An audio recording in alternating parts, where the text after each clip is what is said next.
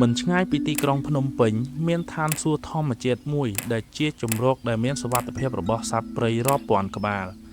ថ្ងៃនេះខ្ញុំនឹងនាំបងប្អូនទាំងអស់គ្នាទៅកាន់មជ្ឈមណ្ឌលថែរក្សាសត្វព្រៃភ្នំតាម៉ៅ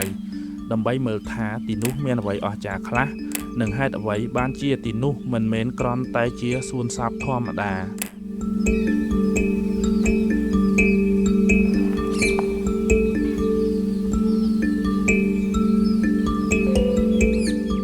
ស្ថិតនៅក្នុងស្រុកបាទីខេត្តតាកែវមានចម្ងាយត្រឹមតែប្រហែល40គីឡូម៉ែត្រប៉ុណ្ណោះពីរាជធានីភ្នំពេញភ្នំតាម៉ៅជាមជ្ឈមណ្ឌលសង្គ្រោះនិងថែរក្សាសត្វព្រៃដែលធំជាងគេបំផុតនៅប្រទេសកម្ពុជាយើងនៅលើព្រៃធម្មជាតិដ៏ធំល្វឹងល្វើយទីនេះបានក្លាយជាផ្ទះដ៏កក់ក្ដៅរបស់សត្វព្រៃជាង100ប្រភេទនិងមានចំនួនសរុបជាង1000ក្បាលឯណោះអ្វីដែលពិសេសបំផុតនោះគឺសត្វព្រៃភាគច្រើននៅទីនោះមិនត្រូវបានគេចាប់យកមកបង្ខាំងដើម្បីមើលកម្សាន្តនោះទេពួកគេគឺជាសត្វដែលត្រូវបានជួយសង្គ្រោះពីការបរបាញ់ខុសច្បាប់ពីអន្ទាក់ព្រានព្រៃឬជាសត្វដែលរងរបួសនិងកំពុងត្រូវការព្យាបាលយ៉ាងយកចិត្តទុកដាក់ពីសំណាក់អ្នកជំនាញនិងអង្គការអភិរក្សសត្វព្រៃនានាតួយ៉ាងដូចជាដំរីឈោកលំផាត់ជាដើមពួកគេត្រូវបានជាប់អន្ទាក់ព្រានព្រៃហើយក៏ត្រូវបានបញ្ជូនមកសង្គ្រោះនៅមជ្ឈមណ្ឌលសង្គ្រោះសត្វព្រៃភ្នំតាម៉ៅនេះឯង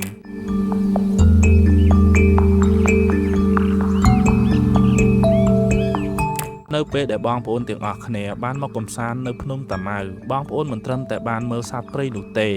ប៉ុន្តែអ្នកអាចទទួលបានបទពិសោធន៍ដ៏រំភើបជាច្រើនដូចជាការផ្ដល់ចំណីដល់សត្វដោយផ្ទាល់ដៃការសិក្សាឆ្វេងយល់ពីជីវិតរស់នៅរបស់ពួកវា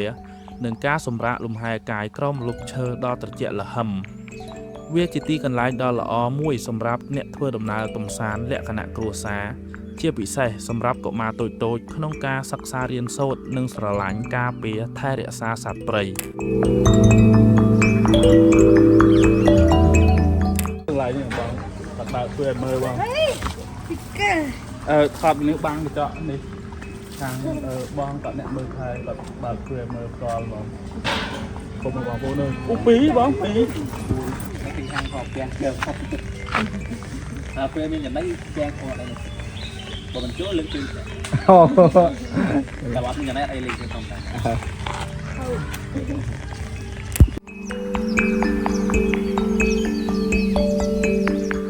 បើមានពេលទំនេរចុងសប្តាហ៍កុំភ្លេចមកលេងភ្នំតាម៉ៅទាំងអស់គ្នាណាប្រសិនបើបងប្អូនទាំងអស់គ្នាពេញចិត្តវីដេអូមួយនេះសូមកុំភ្លេចជួយចុច like share និងជួយចុច subscribe លើ Channel YouTube របស់ខ្ញុំផងបាទ